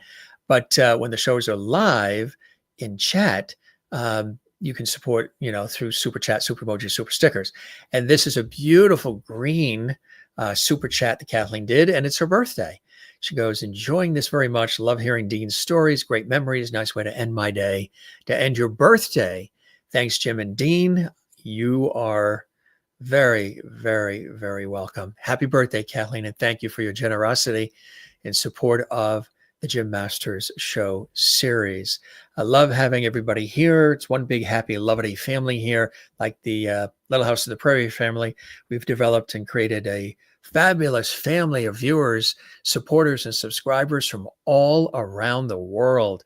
Hundreds and hundreds of episodes we've done over, almost half a decade. The show's been on, almost 5 years, coming up on that at the time of the show now. Again, if you're watching this 10 years from now, well, then that's past. But as of right now, Jennifer, thank you very much. Jennifer Steffen, of course, from Little House on the Prairie is watching, and we love her. Jennifer and Michelle, we thank you. And Maureen watching as well. Thank you for having Dean back. Looking forward to tomorrow with Nellie, Alison, Arngrim, going to be here. Going to be great. Thank you as well. And we sang happy birthday to one of our loyal viewers. Not all the shows do that, but we do that here at the Jim Masters Show whenever we can. All right, gang, we love you all. Thanks for being with us. This is your host, Jim Masters, thanking you for your time this time. Until next time, if you enjoyed this episode, little homework for you before you head out. Please give this episode a like, a thumbs up like on our YouTube channel. That helps us grow, helps more people see the episodes. Share this on your social media. Share the link from the YouTube channel on your social media. Leave a comment in the comments section. Even if you chatted in the chat room, leave a comment below the episode in the chat or in the comments section right below there.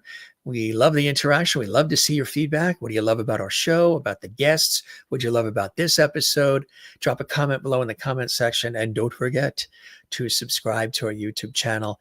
That means the world to us as well. And don't keep it a secret. Let everybody know that we are here and that we exist, and that it's a great respite from all the craziness of the world to come here to join us. All right, gang, we're going to take off.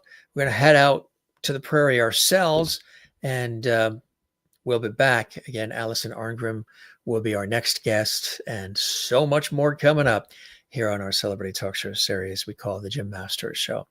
Be well, gang. Love having you here. Don't forget to love one another. Don't forget to take care of one another, and don't forget to do the very same for yourself. It's so important to do that. And breathe and relax and come see us again. We'll be right here waiting for you. Be well, gang. Thanks to Dean Butler, and thanks to all of you. Cheers.